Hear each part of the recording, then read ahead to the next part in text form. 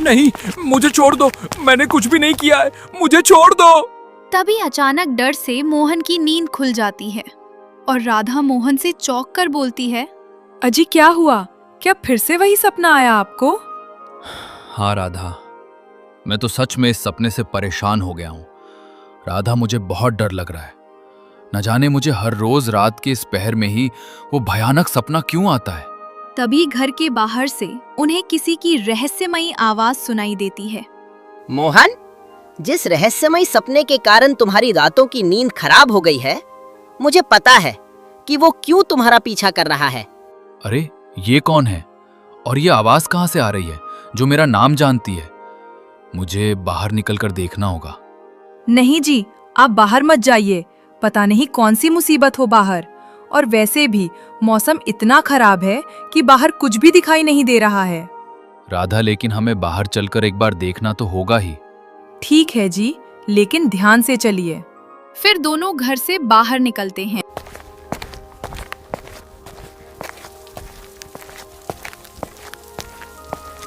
अजी, यहाँ पर तो कोई भी नहीं है, बस ये एक घोड़ा ही नजर आ रहा है जो पानी में अकेले भीगे जा रहा है। हाँ राधा, मुझे यहाँ पर कोई नजर नहीं आ रहा है। चलो चलते हैं यहाँ से, वैसे भी बारिश बहुत तेज हो रही है। इतना कहकर जैसे ही मोहन आगे बढ़ने वाला होता है, तभी फिर से उन दोनों के कानों में वही दिव्य और रहस्यमयी आवाज गूंज जाती है। मोहन, कहाँ जा रहे हो? तुमने मेरी बात नहीं सुनी? मैंने तुम्हें कहा था कि मैं ही हूँ जो तुम्हारे इस सपने के बारे में जानता हूँ। तभी मोहन रुक जाता है और कहता है, कौन हो तुम? मुझे तो यहाँ पर केवल एक घोड़ा ही दिखाई दे रहा है और कुछ भी नहीं। हाँ मोहन, मैं ही हूँ। तुम्हारे पास जो एक घोड़ा खड़ा है वो मैं ही हूँ। अरे ये कैसे हो सकता है? एक साधारण सा घोड़ा इस तरह से बात भी कर सकता है? राधा, कहीं ये कोई सपना तो नहीं है? नहीं मोहन, ये कोई सपना नहीं है, ये सच है। मैं एक जादुई घोड़ा हूँ और मेरा नाम रफ्तार है। मोहन, ये जो तुम रोज रात में जो डरावना सपना देखते चले आ रहे हो, मैं जानता हूँ तुम उससे कैसे बच सकते हो। क्या? सच में? तुम जानते हो कि मुझे कौन सा डरावना सपना आता है? हाँ, मुझे पता है तुम्हारे बारे में। और मोहन, मैं ये भी जानता हूँ कि तुम्हारे इस भयानक डर से बचने के लिए तुम्हें किसके पास जाना है।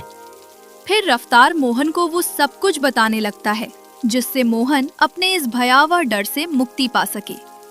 मोहन, यहाँ से 4 मील की दूरी पर एक घने जंगल में एक महान ऋषि रहते हैं जिनका नाम भद्रनाथ है। तुम्हें उन महान ऋषि के पास जाना है। इस संपूर्ण संसार में केवल वही हैं जो तुम्हारी मदद कर सकते हैं, लेकिन वहां तक पहुंचने के लिए तुम्हें कई खतरों का सामना करना पड़ेगा। अब जाओ मोहन, कल सुबह हम अपना सफर शुरू करेंगे।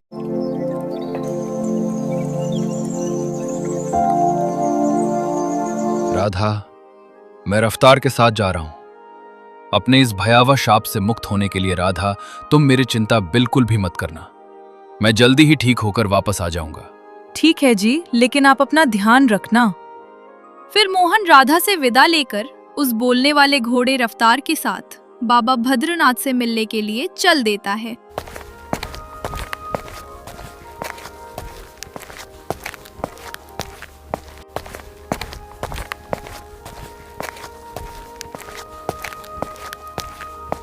ठहरो मुसाफिर, कौन हो तुम? और तुमने मेरे इस जादुई क्षेत्र में प्रवेश करने की हिम्मत कैसे की?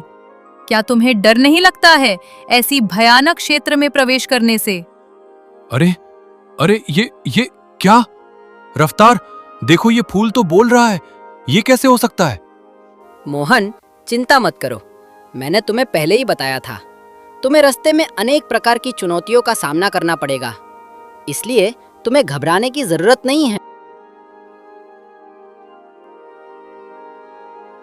मेरा नाम रफ्तार है और हम दोनों बाबा भद्रनाथ के पास एक भयानक शाप से मुक्ति पाने के लिए जा रहे हैं। हे इस जादुई जंगल की रक्षक चंपा, कृपया आप हमें अंदर जाने की आज्ञा दीजिए। क्या? तुम दोनों बाबा भद्रनाथ से मिलने के लिए निकले हो? क्यों तुम दोनों अपनी मौत को बुलावा दे रहे हो? क्या तुम्हें पता भी है उनके पास पहुंचने के लिए तुम्हें रास्ते में किन किन अनजाने खतरों से सामना करना पड़ेगा? अब चाहे जो भी हो जाए, लेकिन मैं अपने उस हर रोज के डरावने सपने से परेशान हो गया हूं। कृपया आप हमें आगे जाने का मार्ग दिखाओ। ठीक है, अगर तुम्हें सब कुछ जानने के बाद भी अपनी जान की परवाह नहीं है तो मैं तुम्हें वहां तक पहुंचने का उपाय जरूर बताऊंगी।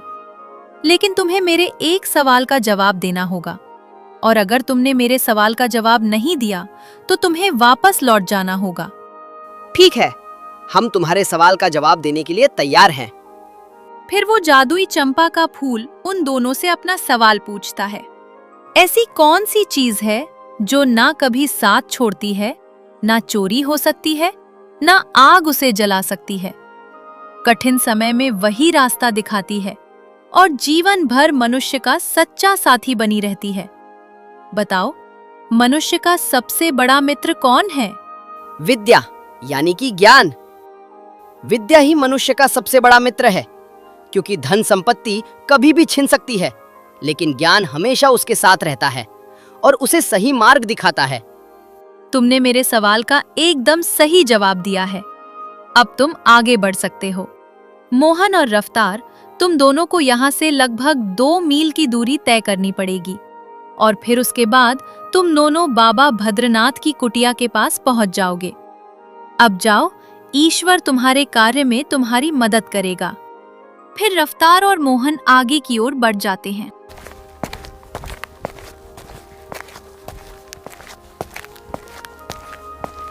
और फिर लगभग 3 घंटे पैदल चलने के बाद वे दोनों बाबा भद्रनाथ की कुटिया के पास पहुंच जाते हैं। बाबा भद्रनाथ को रफ्तार का सादर प्रणाम। रफ्तार, तुम्हें देखे तो अरसों बीत गए थे। आज कैसे तुम्हें मेरी याद आ गई? बाबा जी, ये मोहन है। आज मैं जिस कारण से आपके पास आया हूँ वो कारण है मोहन। बाबा, कृपया मेरी मदद कीजिए। बाबा जी, मुझे हर रोज रात में केवल एक ही स्वप्न आता है, जिसमें बस मैं केवल एक अंधेरे जंगल में भागते हुए ही नजर आता हूं। बाबा जी, कृपया उसे सपने से बचने में मेरी मदद कीजिए।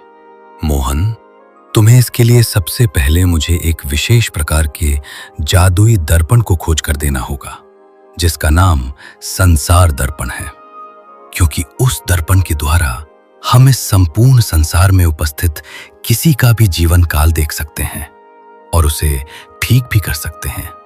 संसार दर्पण बाबा जी, ये तो एक बहुत ही मूल्यवान खजाना है। तो बाबा जी, मैं उस संसार दर्पण को कैसे प्राप्त कर सकता हूं, आप मुझे बताइए, क्योंकि मैं कुछ भी करने के लिए तैयार हूं अपनी इस अभिशाप से मुक्ति पाने के लिए। हाँ मोहन, मैं तुम्हें बताऊंगा कि इस दर्पण को कैसे प्राप्त किया जाएगा। मोहन बेटा, यहां से लगभग 15 किलोमीटर की दूरी पर ही एक बड़ी सी गुफा है, जिस गुफा के अंदर एक दानव रहता है और उस दानव के गले में एक छोटी सी माला है, जिसके अंदर वो संसार दर्पण कैद है।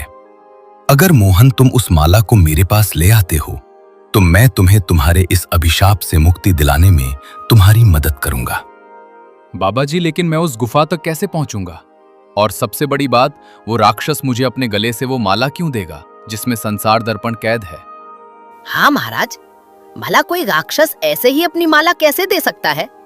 रफ्तार, बात तो तुम्हारी एकदम सही है, लेकिन वो कोई ऐसा वैसा साधारण और जीवों को मारने वाला राक्षस नहीं है। उस राक्षस को भगवान का आशीर्वाद प्राप्त है।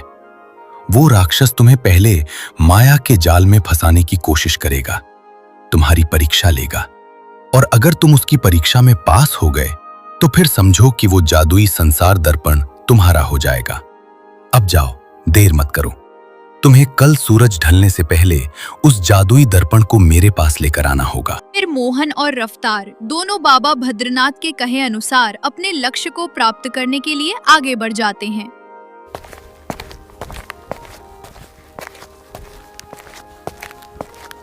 धीरे धीरे शाम हो गई थी और फिर आखिरकार कई घंटों के सफर के बाद वे दोनों राक्षस की गुफा के बाहर पहुंच गए थे। रफ्तार, मुझे यहाँ कुछ ठीक नहीं लग रहा है। क्या सच में वो राक्षस हमें कुछ नहीं करेगा? हम ठीक तो रहेंगे ना? चिंता मत करो मोहन।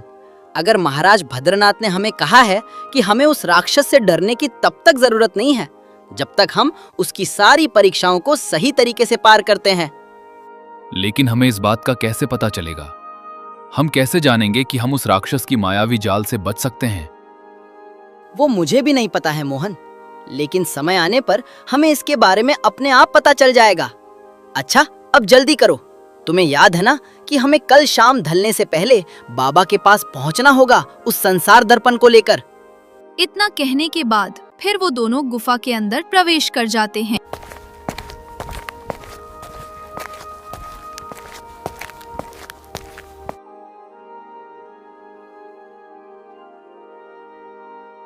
कौन हो तुम और मेरी गुफा में आने की तुम दोनों की हिम्मत कैसे हुई?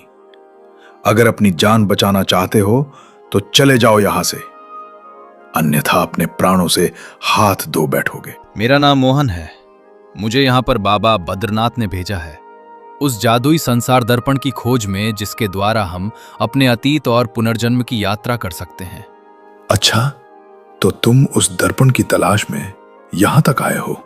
जी, हमें उस दर्पण की बहुत ही ज्यादा जरूरत है।